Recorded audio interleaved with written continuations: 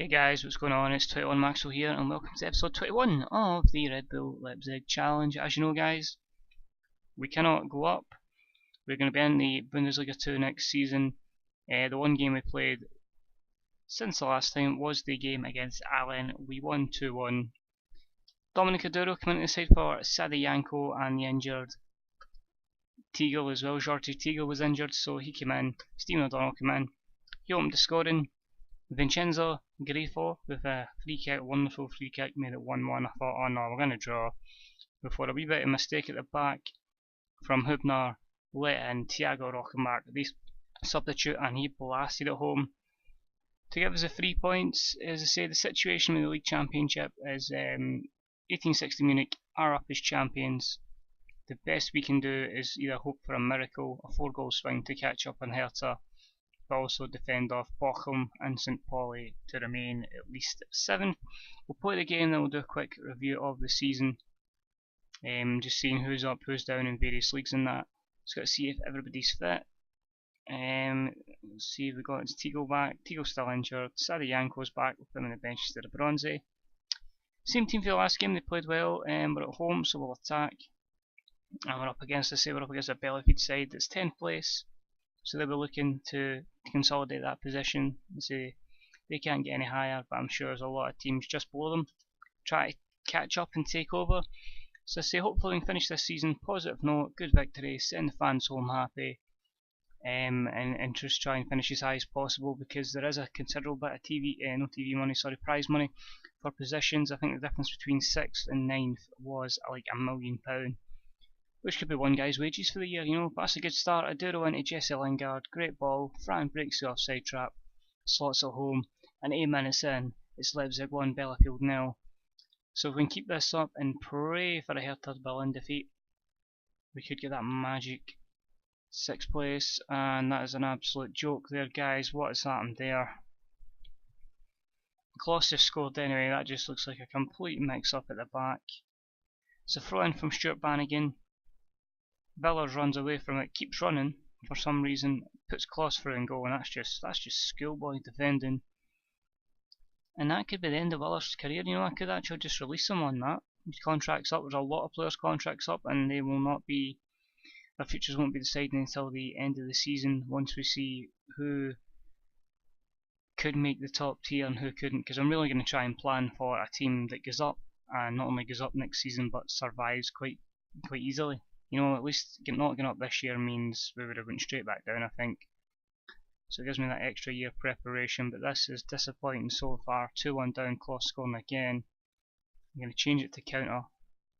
And there's some other bad news that Sami Aguilera makes it 2-0 to Hertha Berlin. So basically now, we're just trying to defend our current position. Lugi unlucky, good save from Pliquet. And then Bielefeld goal, unlucky, and Kloss clears. So it's a shame that it's not going to end in any positions higher, but you know, I mean, if we can survive in the position we're in, you're talking, it's a good, I think it's £5.5 million we get for position wise, which for the second tier of a division I thought is, well, that's pretty damn decent prize money. Considering the likes of the championship and whatnot, you don't get any money, but if you win the league or finish second, and that's only something like 64k you get, so it's unbelievable the fact that you can get such good prize money in this division.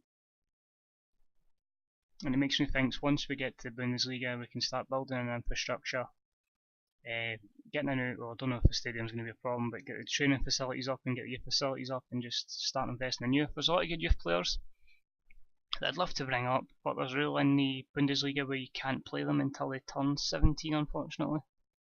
So at least some of the youngsters will have like 2 years experience before they get up here as Fran equalises. Good stuff. Right, after half time, so 2-2 is good. Bannigan to Lugi, back to Kyle, touch cleans it up, what can he do?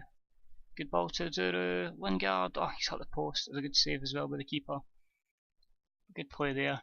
Going to take off Aduro, put on Sadi Yanko in the last half hour as we try and push for a winner. Don't concede here boys, Kloss, and he gets his hat-trick. Gierk is absolutely furious. Let's see what happens here. Dittigan plays it down the left hand side. Kloss in front of his man, hat-trick, 27th goal of the season. There's absolutely nothing wrong with that except pish defending. And that'll put Bellefield 3-2 up. And I'm going to take off Jesse Lingard for rocking back. I'm going to put in De Guzman in the holding role. We'll go overload just to try and get something back in it. I think with this formation there's no point in going with 2 up front because it's all about getting the ball in the middle of the park and try to get chances, so that's why I didn't bring on Poulsen, Lugie in, rock him back, and there we go, the substitution gets us a point in the last minute. His 5th goal of the season, good running, good direct run from Lugie, ball into the box and rock him back, bursting in there from a tight angle, and the keeper had no chance. So it's disappointing not ending on a win, but I suppose the fans will be happy that the last minute of the season has seen a goal. And then we nearly won it there. O'Donnell will put out a play, a 3-3 draw. And we'll just say to the boys, you're unlucky, keep morale high. And it means I finish in 7th place in the table. Thankfully, Bochum lost at home to Dusseldorf and St. Pauli lost at home to Aalen. So a quick reflection on the season sees that 1860 Munich and Cottbus will be promoted to the Bundesliga. Dusseldorf will get into a playoff. Paderborn in the relegation playoff with Saarbrücken and Kiel getting back down to Bundesliga 3. They're the 2 teams that come up with us. From the Bundesliga, it's going to be Schalke, who are German champions. It's between Dortmund and Bayern for 2nd place. Kaiserslautern and Hanover will join us in the next tier, in our tier, 2nd tier. When it'll either be Nuremberg or Werder Bremen, pending on those last day games in hand. Nuremberg travel to Mainz, so it could be Werder Bremen in the playoff, which would be quite a shock. So it'll just show you that De Guzman's going to get possibly an extra year, and it just shows you obviously the match reports and that, and it was 6.09 million you get for finishing in 7th place in the 2nd division. That's wild. I mean, look at our budget, our balance sheet goes right up with that. If only with a good TV deal as well.